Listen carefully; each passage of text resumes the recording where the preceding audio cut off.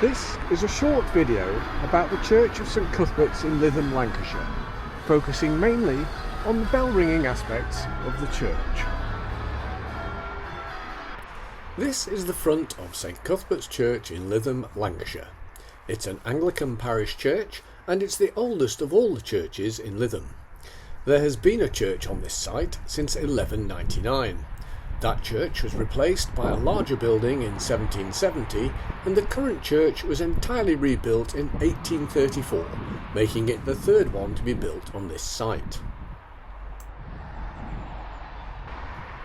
The position of the church, set slightly higher than the road and looking south over the Ribble estuary, gives the church a particularly pleasant setting. The foundation stone of the current church was laid by Thomas Clifton on the 20th of March in 1834. The total building cost was £1,600. The church was consecrated later that year by the Bishop of Chester on the 27th of November 1834.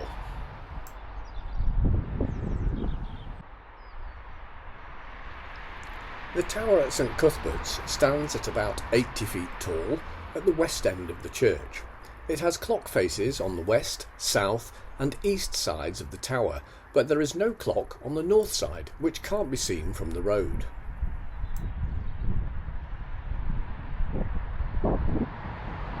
In the graveyard to the north of the church is the monument which commemorates the 7 Lytham members of the St Anne's lifeboat Laura Janet, who died while attempting to rescue the crew of the German bark Mexico in the storm on the 9th of December in 1886. Access to the church is through this porch on the southwest corner of the church. It's possible to access the tower from within the church. However, ringers normally enter via a door at the western side of the tower. This door leads to a gently rising staircase.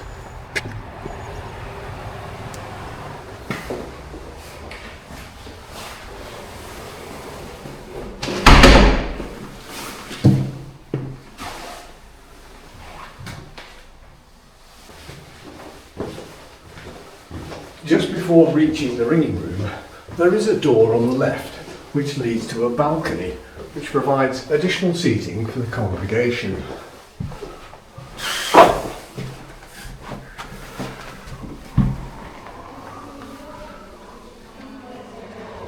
From the balcony, you get a great view of the rest of the church. This door leads through to the ringing room.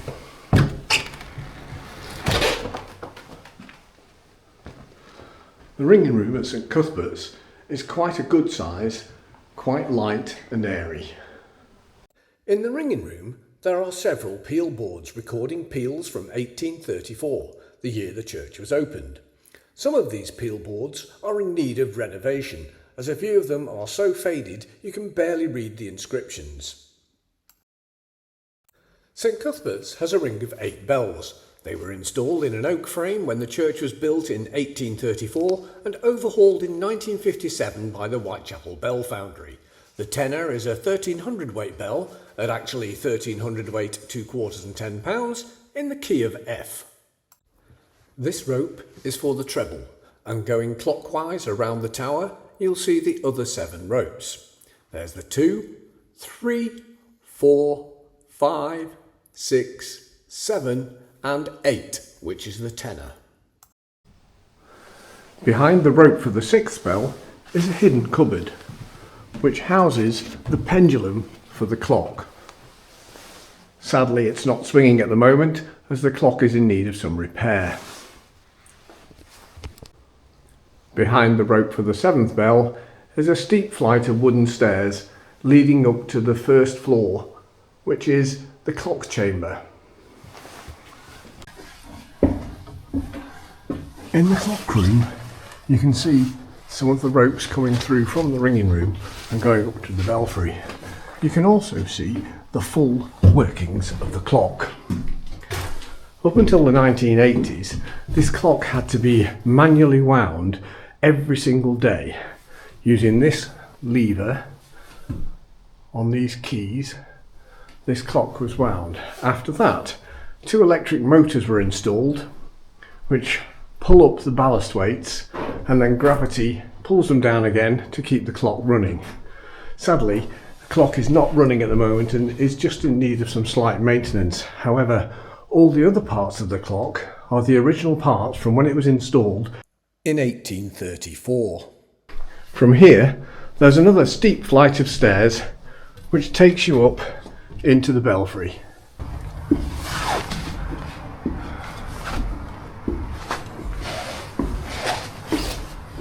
So here we are in the belfry, where you can see all 8 bells in a single steel frame. Starting clockwise from the bottom left, there is the number 3 bell, then 4, 5 and 6.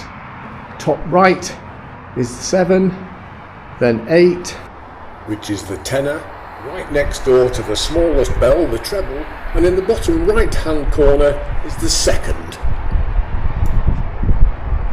Taking a closer look at the number 2 bell, or the 2nd, we can see the solid ash stay connected to the headstock, and the bell securely bolted to the headstock.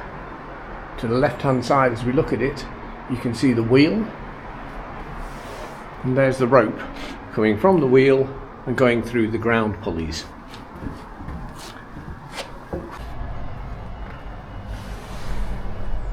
From underneath the bell, we can see the clapper, which is the metal part which strikes the edge of the bell to make the note. We can also see the slider, and the slider is the piece of wood which the stay hits every time the bell swings over to when the bell's upside down, and the slider hits the end stops and stops the bell actually going all the way round. So this is the slider, so called because it slides backwards and forwards as the stay hits it. The stay hits it at this point as it spins over, slides to the end stop and stops the bell going any further. When the bell rotates the other way, it hits the other side and brings it this way. Here's the clapper, and here you can see a bit of a wear mark where the clapper strikes the bell. If we look at the inside of the bell, you can see the corresponding mark on the bell where the clapper has been striking. So when the clapper strikes,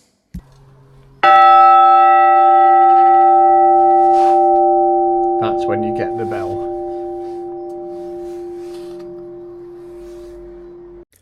Here we have the number 2 bell in the upside down position. The bell has been rung up and is now set ready to ring. Looking from the side, we can quite clearly see the stay resting against the slider and the clapper resting on one side of the bell with the wheel rope at the bottom. Neil McGarry is in the ringing room below, ready to demonstrate full circle ringing. With the number 2 bell set ready to ring, we can see Neil in the ringing room holding the Sally ready to pull the bell off the balance and start ringing. Neil is demonstrating slow and controlled ringing.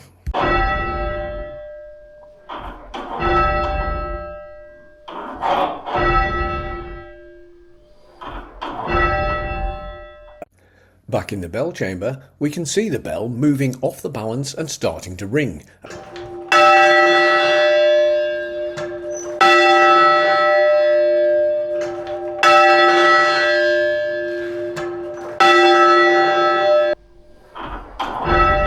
When Neil wants to stop ringing, he will stand the bell again on the hand stroke.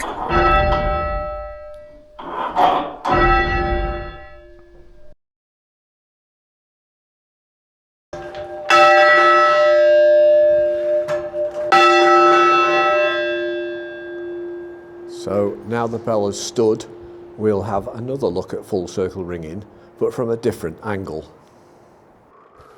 Here is a rather unusual view of the bell in the upside down position, but looking up from the floor of the bell chamber. This angle gives a really good view of the slider and stay in action, as well as the way the rope is taken up by the wheel on each stroke. It also shows Neil's skill at ringing. You can see that he is taking the bell to the balance every stroke, but the only time the slider touches the end stop is when Neil stops ringing and the bell is stood.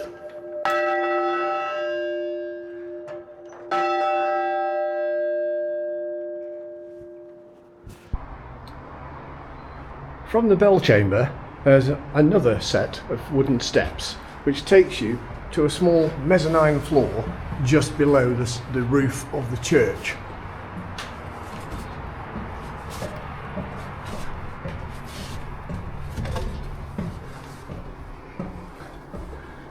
There's nothing really on this floor apart from a bit more of the clock mechanism,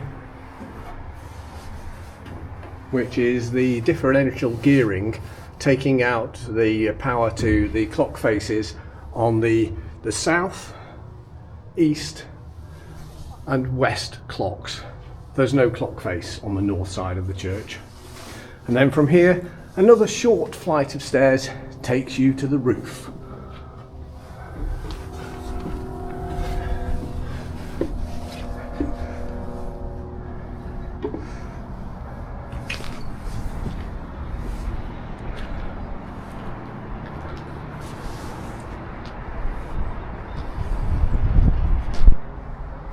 So from the top of the tower at St Cuthbert's Church, with its crenellated parapet walls, you can see fantastic views across the Fylde. In the distance there, you can see the white church, and you've got a great view across the Ribble estuary. Looking out to the south, you can see Southport across the estuary. You can see the hills, and just between the trees you can see the tower of St Peter's Church. I hope you've enjoyed watching this brief overview about the church and bells of St Cuthbert's, Lytham. If you are interested in learning to ring church bells and you live in the Fylde area, please don't hesitate to contact me and I'll put you in touch with your nearest tower. You don't need any religious affiliations and you will always be made welcome at any tower. So come along and have a go. Thanks for watching.